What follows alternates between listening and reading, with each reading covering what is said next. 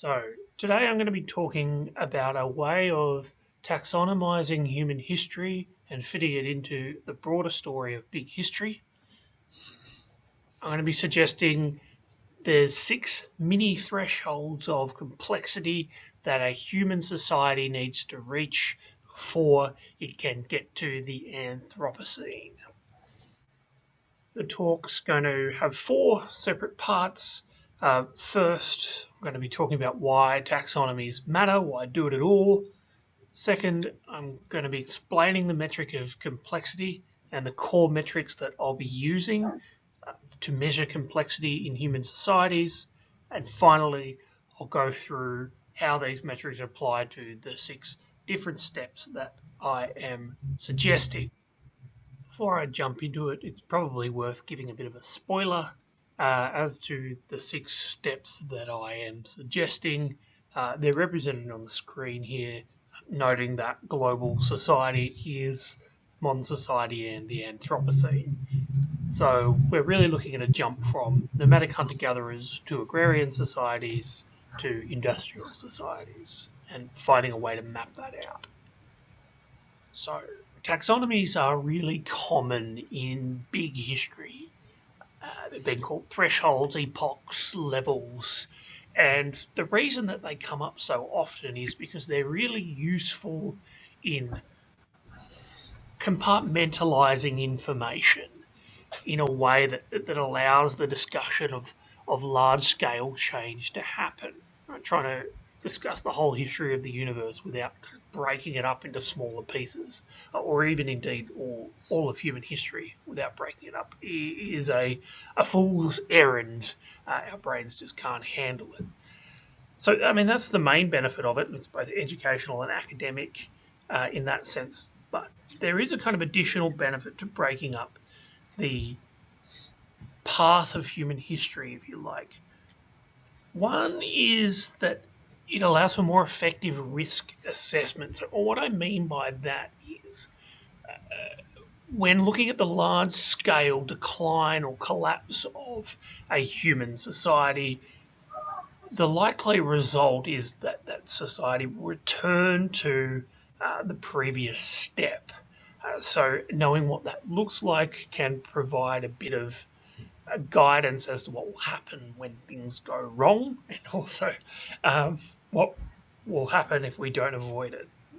The second thing, which is a bit more positive, I suppose, is to get a kind of idea of what the future looks like, right? The kind of jumps that are made when a new step is crossed, and the kind of technologies and structural changes that need to occur for a new step to be reached.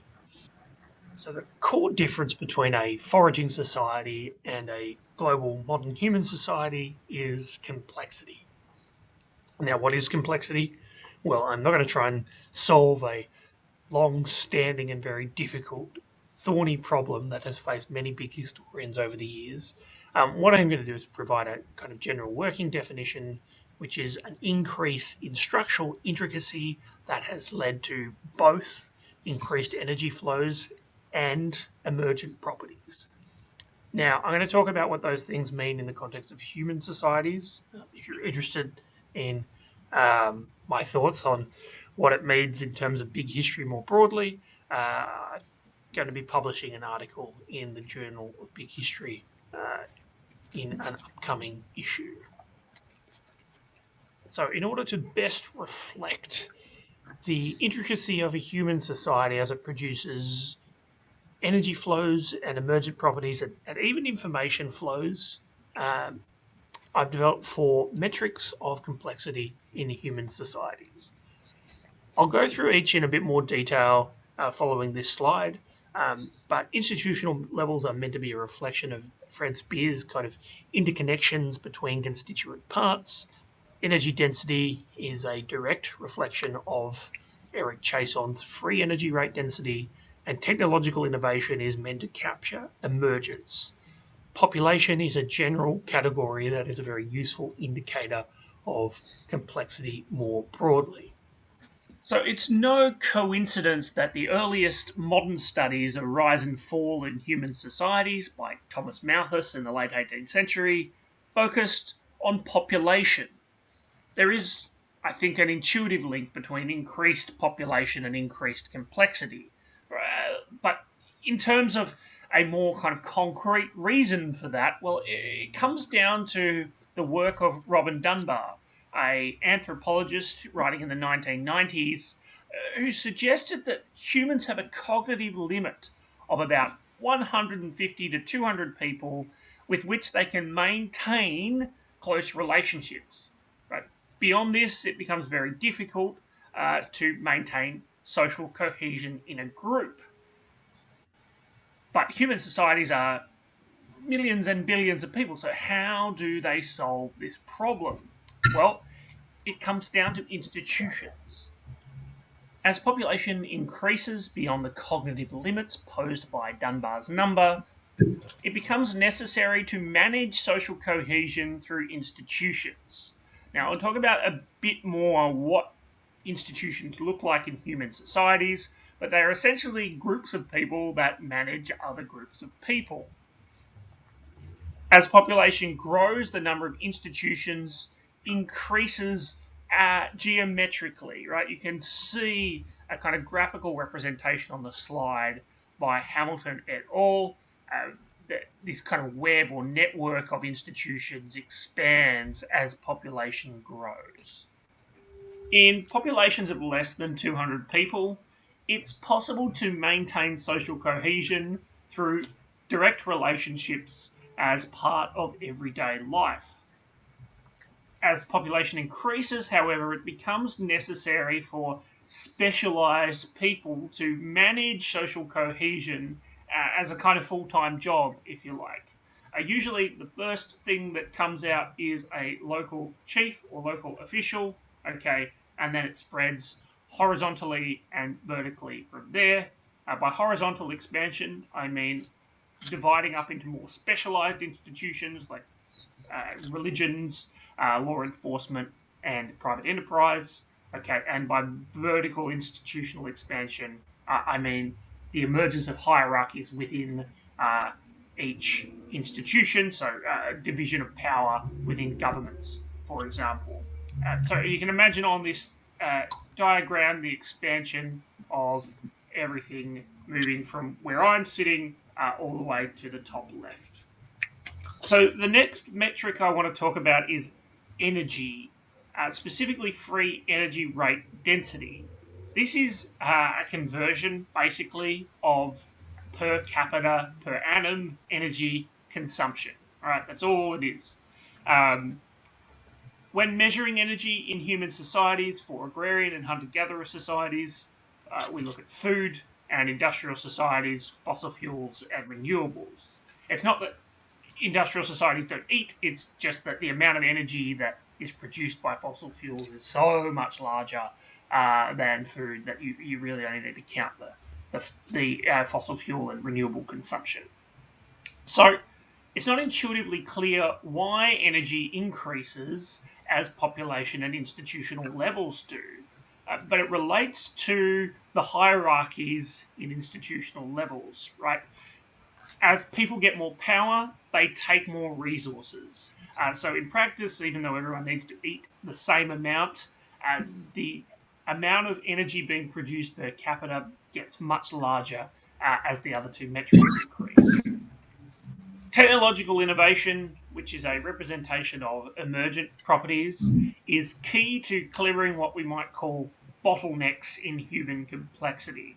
Right? Sometimes it becomes impossible for the human society to increase its complexity any further without one of these four technological innovations. So new energy sources such as coal, increased energy efficiency such as wet rice farming, physical networks like sail ships to create a colony, or information networks like writing or the internet, which allows for institutional levels and ideas to spread faster.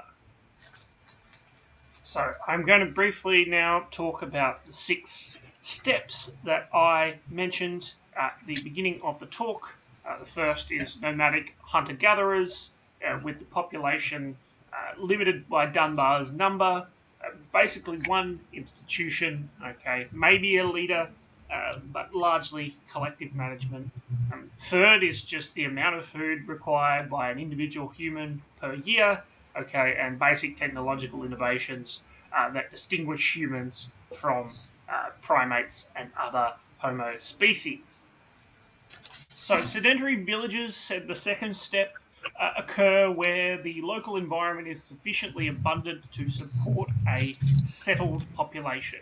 Now, it doesn't have to be agrarian, right? There can be localized cultivation of wild grains or fishing, but it typically means that a population will extend beyond Dunbar's number, and therefore that institutions, usually a chief and some sort of religious institution, will emerge.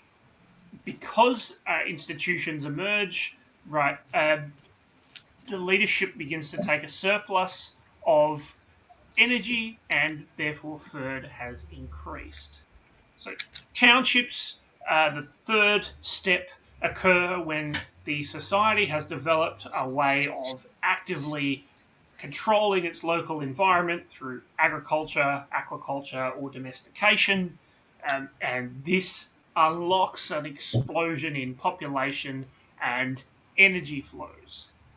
This explosion in population also then requires multiple institutional levels, right, both horizontal, okay, and then we start seeing hierarchies emerging within the institution. So a chief governing a kind of ruling council, if you like.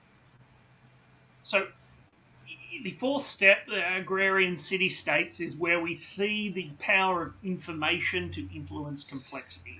I guess there are improvements in farming strategies such as irrigation, but it's the improvements in physical networks, horse and cart, wheel, and sailboats, as well as information networks, the writing system, that allows for the massive expansion in population and institutional levels. Okay, the writing system allows for more efficient storage of food and the more efficient maintenance of many institutional levels and education. So in practice, then, we really see this kind of clear separation of elite and peasantry, with the elite taking a massive surplus, which justifies the large increase in third. So the fifth step, mercantile empires, occurs where city-states begin expanding their influence to external colonies, usually in an exploitative way. In order to manage these colonies, significant institutional levels are needed, multiple levels of governance within each colony, as well as the kind of imperial government as well. There are no significant technological leaps, but more improvements on existing technology, such as advancements in agriculture, the expansion of crops, better ships, new economic strategies, and the big one, I suppose, is the printing press. As a result, third does jump, but not as big as the jump between this step and the next one. So the sixth and last step before the Anthropocene is industrialization. Industrial societies and the emergence of industrial technology causes an explosion in energy flows, which then allows for expansion in pretty much every other area of complexity, right? New economic systems around capitalism create new institutional levels. There's spread of kind of global colonial influences and global economic networks, which all require administration. Populations can be as small as 20 million, but it can grow as large as 1 billion people. So to kind of sum up, I'd like to look at global human society in the Anthropocene, right? a population of 8 billion currently, but estimated to max out at 10 billion with current technology. It requires thousands of institutional levels to manage, and the third I've calculated at 3.6 million, which seems a significant jump from the early industrial societies. So where does this leave us? Well, if global human society fails to deal with its problems in the Anthropocene, it seems unlikely the world will revert to kind of zombie apocalypse, nomadic hunter-gatherers. Much more likely is a reversion to the kind of old world order, if you like, of industrial empires and mercantile empires. On a more positive note, complexity seems to increase geometrically over time, provided the society doesn't manage to collapse. And so the next leap forward will be a very significant one indeed, if we manage to survive the challenges of the Anthropocene. All right, I'm going to leave it there and take questions.